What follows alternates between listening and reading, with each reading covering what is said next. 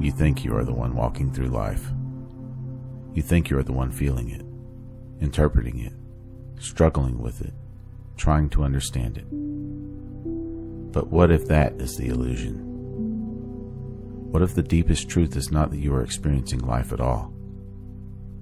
What if life is being experienced through you?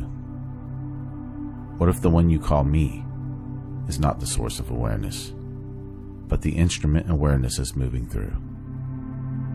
And what if the peace you keep searching for only begins when you stop trying to own the experience?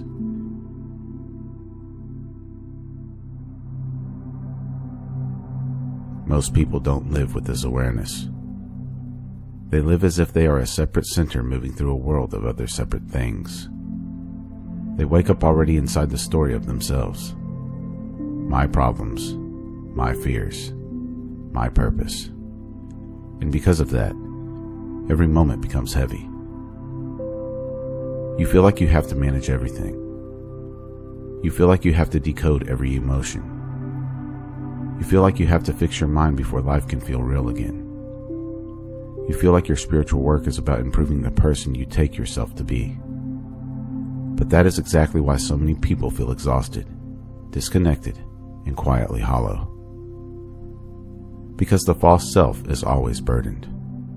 The false self always feels responsible for holding existence together. It thinks it must understand life in order to trust it. It thinks it must control perception in order to feel safe. It thinks awakening will happen as an achievement for the person. But the person is not what awakens. The person is what gets seen through. And that is why this truth can feel so destabilizing at first. Because it cuts against the entire way you were taught to interpret your existence. You were taught that you are the central experiencer. You were taught that consciousness belongs to you. You were taught that awareness is something happening inside your head. So naturally, you move through life trying to protect and strengthen that center. But the stronger that false center becomes, the more distant life starts to feel. You can see this in ordinary moments. You're talking to somebody, but half of your attention is on yourself.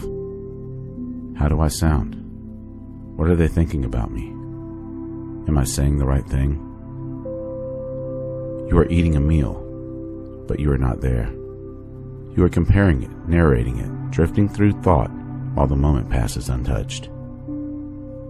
You're driving, walking, scrolling, working, even praying, and all the while, the mind is placing a layer between you and what is here.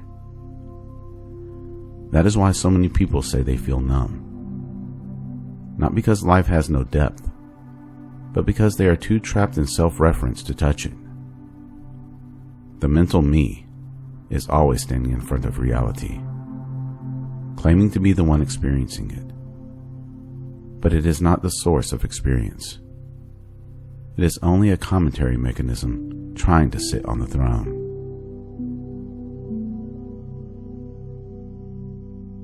Here's the paradox. You are not the one having consciousness. Consciousness is having you. Hear that again inwardly. Do not just understand it. Let it hit. You are not the owner of awareness. You are appearing within awareness. Your thoughts appear within it. Your emotions appear within it. Your body appears within it. Even your identity appears within it. The feeling that I am the one living this life appears within it. So that means the one you usually take yourself to be is not primary. It's secondary. It is an appearance inside something far deeper. And this is where the shift begins. Because once you start to see that, life changes from a personal struggle into a direct revelation. You stop approaching existence as a separate observer trying to grasp it from the outside. You start to realize you are inside a field of living intelligence that is already aware before thought comments on it. The mind hates this because it cannot dominate it. The mind wants to be the knower. It wants to say, I understand the monad now. I have located the truth. I have defined reality. But the monad cannot be turned into a possession of the mind. The monad is that from which mind itself arises. So the paradox is this. The more personally you try to experience life, the less real it feels. The more you release the claim of being the central experiencer, the more alive everything becomes. Because now a tree is not just a tree you are looking at. A sound is not just a sound that you hear. A feeling is not just your emotion. Everything becomes part of a seamless expression within one living field. You are not outside of it. You are not separate from it. You are one of the ways it is revealing itself. This is not poetry for its own sake. This is an actual shift in perception. And once it begins, you can feel it. The world stops seeming dead and starts seeming immediate. Moments stop feeling owned and start feeling sacred. You stop trying to dominate experience and instead begin to recognize that experience itself is the revelation.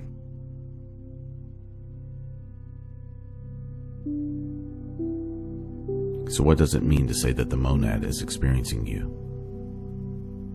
It means the deepest reality is not a person. It is not your ego. It is not your biography. It is not your opinions, wounds, or preferences. The deepest reality is a unified living awareness expressing itself as all forms without becoming limited to any form. And that includes you. You are not apart from the monad. You are not an abandoned fragment trying to return home. You are a local expression of the One. You are one aperture through which the infinite is tasting, seeing, moving, learning, creating, and revealing itself. That means your life is not merely yours in the way the ego assumes. It is the monad taking shape as your specific perspective. Not because the monad is trapped in you, but because it is freely expressing through you. This is why there are moments when life becomes strangely transparent. Moments when you are looking at the sky and suddenly everything goes still. Moments when the music hits and something ancient opens in your chest. Moments when grief strips away your mental noise and you feel something more real than your personality. Moments when love is so pure that the usual you is not even present. What are those moments? They are cracks in the false center. There are moments when the monad shines through without so much interference from the personal self. And this also reframes suffering. Because suffering is not always proof that life is against you. Very often, suffering is what happens when the false center resists the deeper movement of reality. It is the friction between what is trying to control experience and what is trying to reveal itself through experience. You see this whenever life does not go according to plan. The ego will say, "This shouldn't be happening to me." But deeper awareness asks a question. What is being shown through this? The ego may say, "I need to get back to the version of life that I expected." But the deeper awareness asks, what identity is breaking so something truer can emerge? That is why some of the most painful seasons of life end up becoming the most revealing. Not because pain is good in itself, but because pain can expose the lie of separateness. It can break your confidence in the false self. It can force you to see that you were never in control in the way that you imagined. And through that collapse, something quieter and more real begins to come forward.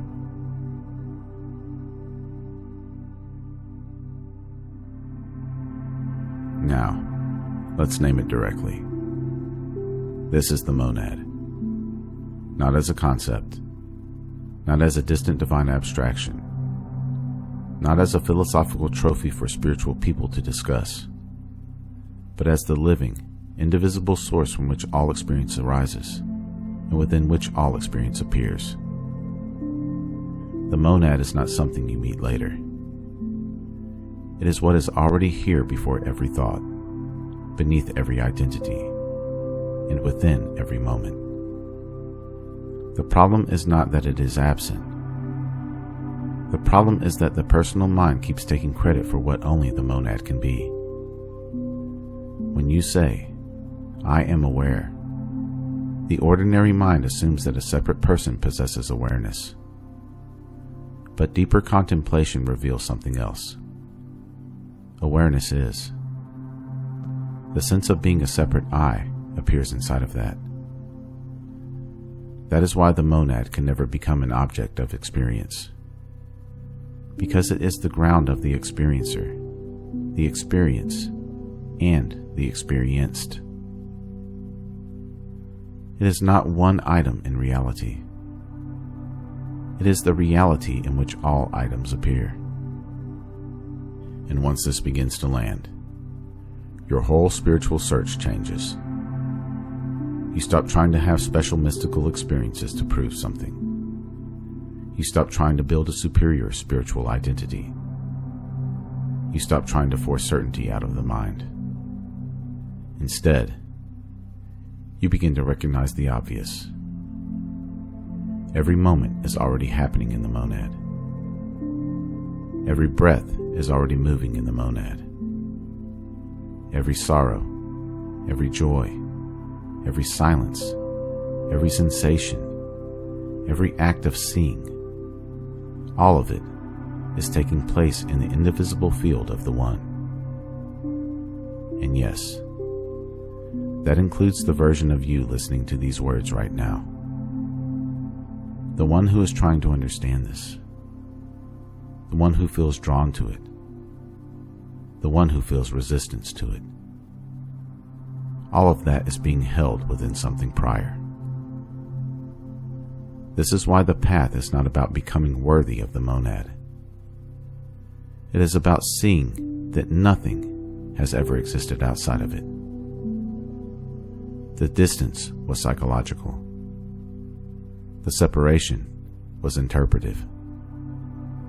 The exile was imagined.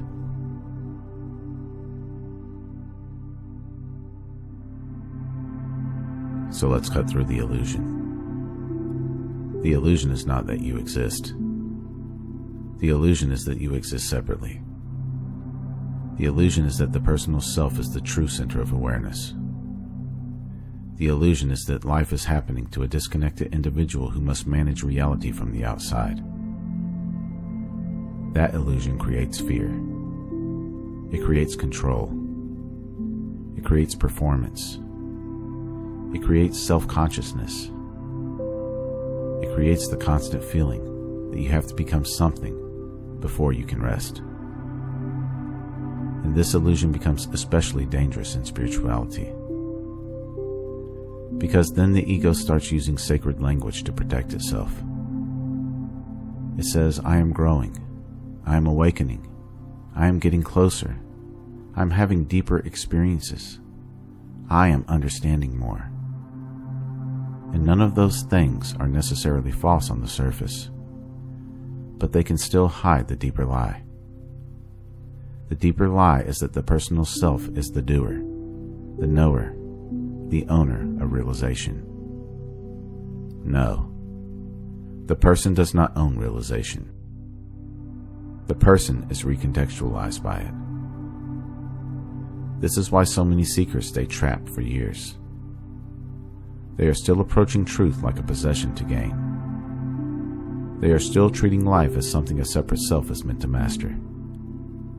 They still feel like the central character who must conquer confusion through effort and accumulate awakening like spiritual currency. But the deeper movement is the opposite. You do not accumulate the real.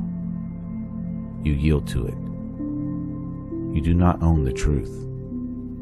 You stop resisting it. You do not make the monad appear. You notice that your claim to separateness was blocking the obvious. And in real life, this matters more than people think. Because when you believe you are the sole personal experiencer, everything becomes dramatic. Every rejection becomes a wound to identify. Every uncertainty becomes a threat. Every emotion becomes a problem. Every silence becomes something to fill. And every mistake becomes evidence against your worth. But when you begin to see that the monad is experiencing through you, something loosens. You still care. You still feel. You still act. But you stop turning every moment into a referendum on your separate self. You start becoming available to reality instead of constantly defending an identity against it.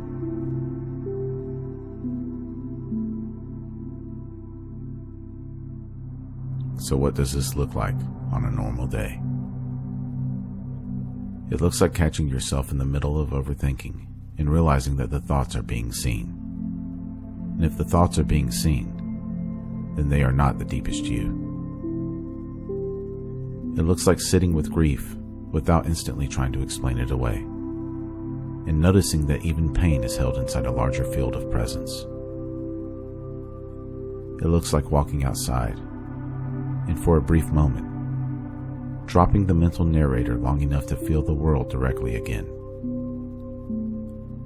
It looks like having a conversation and becoming more interested in actual presence than in managing your image. It looks like no longer assuming that every uncomfortable emotion means something is wrong with you. It looks like letting a moment be what it is before trying to turn it into a story. It looks like trusting silence a little bit more.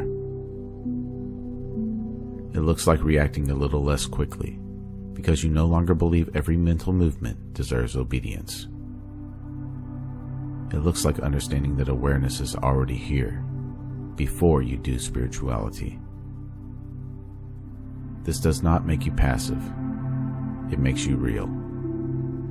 It does not remove responsibility. It removes false ownership. You still make choices. You still show up for your life. You still speak, love, build, rest, grieve, and create. But now you do it with less contraction around the image of me. And this matters because most people are trying to heal while still clinging to the structure that creates their suffering. They want peace without surrender. They want truth without disidentification. They want the fruits of realization without letting go of the illusion of central control. But the practice is simple, even if not always easy. You pause. Notice what is here before labeling. Notice that awareness is already present. Notice that thoughts, sensations, emotions, and roles are arising within it. Notice that the personal self is part of the display and not the source of the light. And for one honest moment, let life be experienced without needing to claim it. That is not the end of the path, but it is the doorway.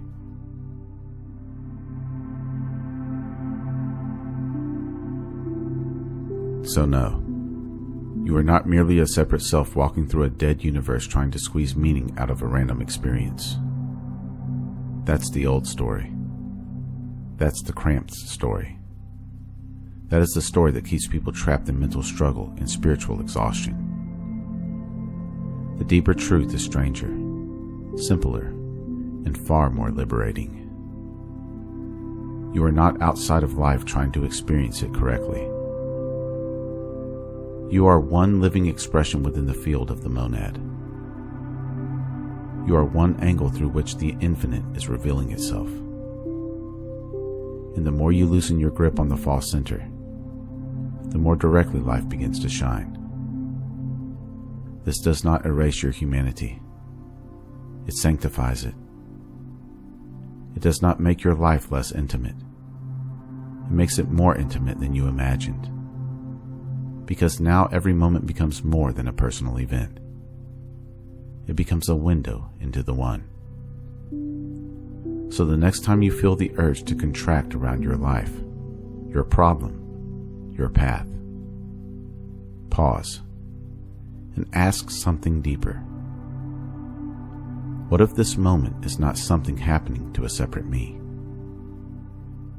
What if this is the monad, here and now, moving as this very experience?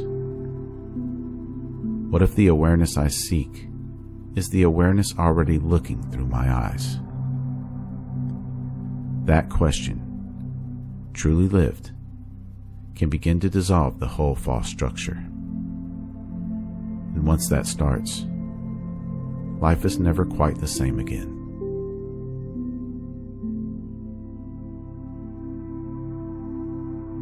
If this journey spoke to you, be sure to like, subscribe, and share this video with someone who is ready to stop carrying life like a personal burden and begin seeing it for what it truly is.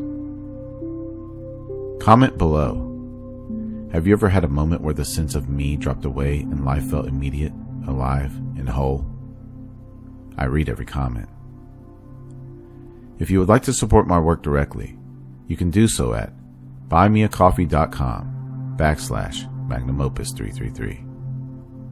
Or you can explore some original merchandise at my Teespring store online.